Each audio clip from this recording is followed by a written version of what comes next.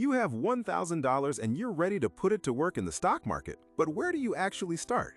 This is your beginner's guide to investing for beginners, a step-by-step blueprint for how to invest your first $1,000 in the stock market this year the smart way. Quick note, this video is for educational purposes only and is not personalized investment advice. Always consider your own situation or consult a licensed financial professional. Step 1. Open a brokerage account. Look for a platform with no account minimums, commission-free trades, and a clean interface built for beginners. Step 2. Before you invest a single dollar, make sure you have a small emergency fund set aside. Investing money you might need soon is one of the most common beginner mistakes. Step 3. Choose your investment vehicle.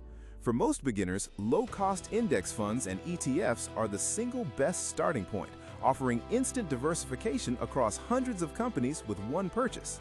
In his Berkshire Hathaway shareholder letters, Warren Buffett has consistently advised that a low-cost index fund is the most sensible equity investment for the great majority of investors.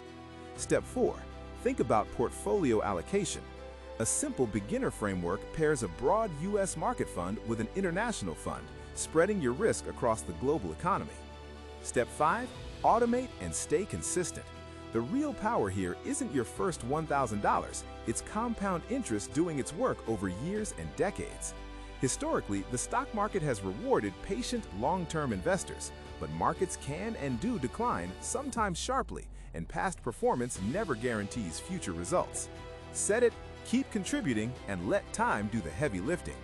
If this guide helped you take that first step, subscribe for more straightforward investing breakdowns and hit like if it was worth your time.